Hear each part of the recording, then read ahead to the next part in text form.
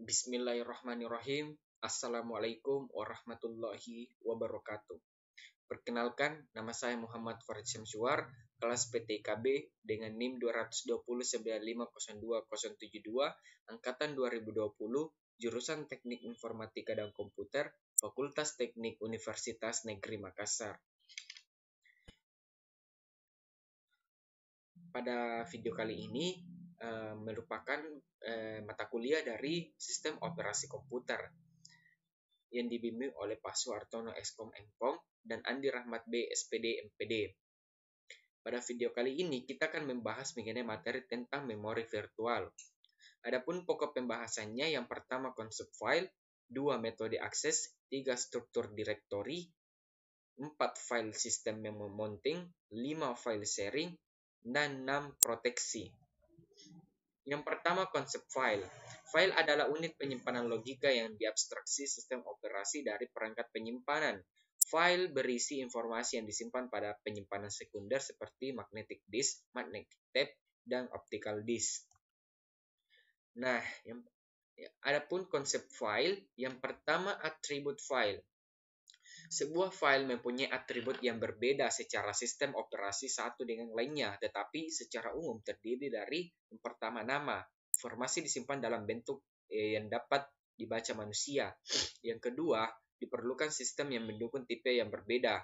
Yang ketiga, lokasi, pointer ke lokasi file pada perangkat, seperti ukuran file saat ini.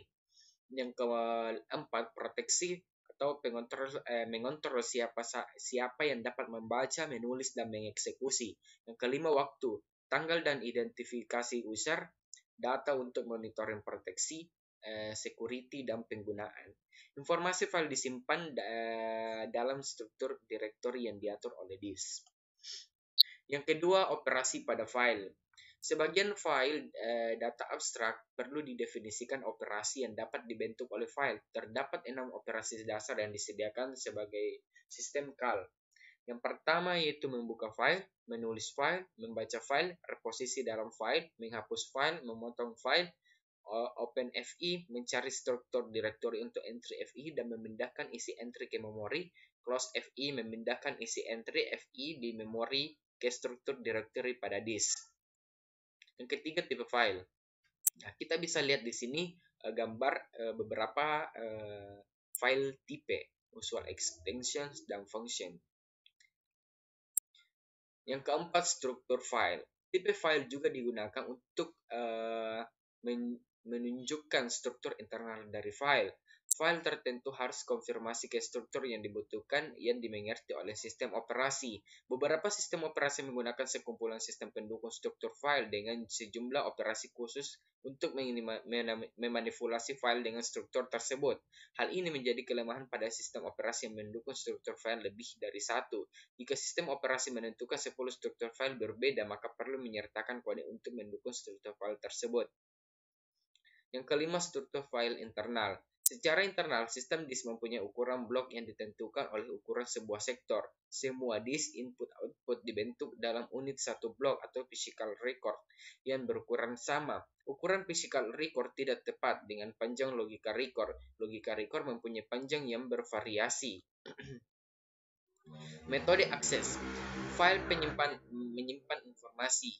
Bila digunakan, informasi tersebut harus diakses dan dibaca ke memori. Terdapat beberapa cara mengakses informasi pada file, yaitu akses berurutan atau sequential access, akses langsung, direct access atau relative access, dan metode akses lain.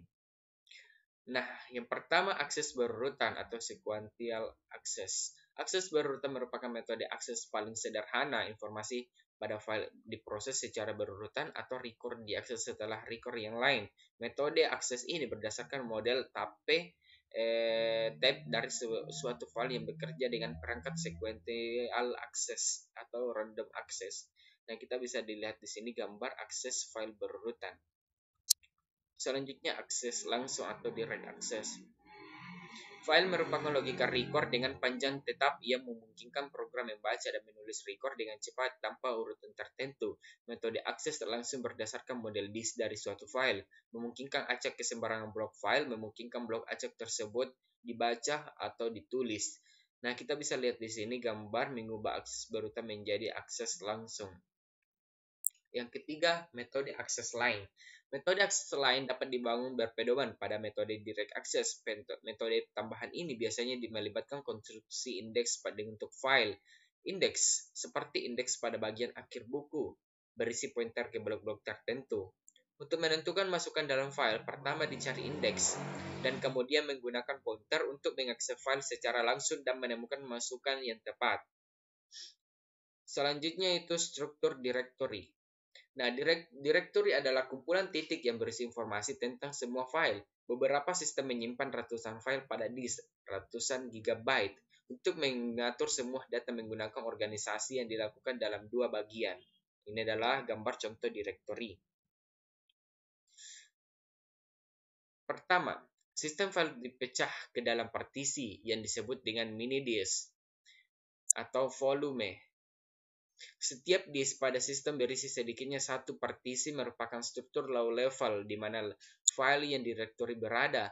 Terkadang partisi digunakan untuk menentukan beberapa daerah terpisah dalam satu disk yang diperlakukan sebagai perangkat penyimpanan yang terpisah. Sistem lain menggunakan partisi lebih besar dari sebuah disk untuk mengelompokkan disk ke dalam satu struktur logika. Kedua, setiap partisi berisi informasi mengenai file di dalamnya. Informasi ini disimpan pada entry dalam device directory atau volume table of contents. Perangkat directory atau directory menyimpan informasi seperti nama, lokasi, ukuran, dan tipe untuk semua file dari partisi tersebut.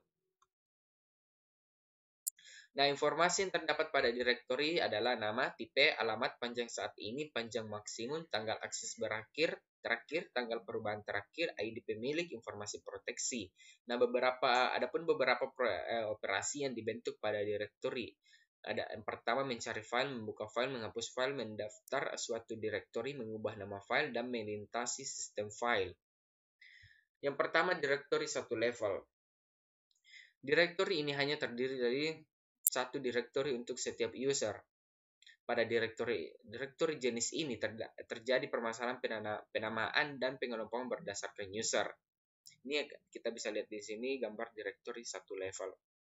Yang kedua, directory dua level. Directory ini terdiri dari dua level yang memisahkan directory untuk setiap user. Setiap file terdiri nama path dapat mempunyai nama file yang sama untuk user yang berbeda, mempunyai kapabilitas pencarian, tetapi belum dilakukan pengelompokan. Nah, kita bisa lihat di sini gambar directory dua level. Selanjutnya, ketiga, directory berstruktur. Pohon directory berstruktur. Pohon merupakan struktur directory yang biasa digunakan. Pohon mempunyai directory root. Setiap file pada sistem mempunyai nama path yang unik. Kita bisa lihat di sini gambar directory berstruktur pohon. Selanjutnya, keempat, directory acyclic graph. Struktur tree melarang menggunakan bersama-sama file yang directory. Pada directory acyclic graph memungkinkan directory mempunyai subdirectory dan file yang digunakan bersama-sama. File dan subdirectory yang sama mungkin berada pada dua directory yang berbeda. Nah, kita bisa lihat di sini gambar directory acyclic graph. Selanjutnya, file system mounting. Suatu sistem file harus di-mount sebelum diakses. File yang tidak di-mount dan akan melakukan proses mounting pada mount point. Nah, yang pertama itu kita bisa lihat gambarnya di sini, sistem akses yang bagian B itu partisi yang tidak di-mount. Nah, ini adalah gambar mount point.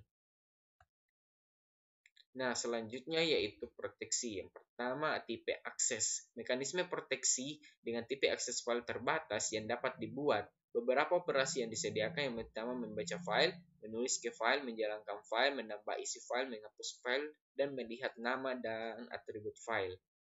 Yang kedua, akses list dan group. Masalah ini dipecahkan dengan melakukan pengetatan terhadap akses list. Beberapa sistem memperkenalkan 3 klasifikasi user. Pertama, owner, user yang membuat file, group, kumpulan user yang menggunakan file bersama-sama dan memerlukan akses yang sama, universe, semua user lain dalam sistem. Yang ketiga, contoh proteksi atau Unix. Pada sistem Unix, proteksi directory ditangani sama dengan proteksi file. Misalnya, diasosiasikan dengan setiap subdirectory menggunakan owner, group, dan universe sebagai 3 bit RWX. Nah, itu adalah materi yang dapat saya sampaikan. Kurang dan lebihnya mohon dimaafkan. Wabillahi taufik wal hidayah. Wassalamualaikum warahmatullahi wabarakatuh. Fearless.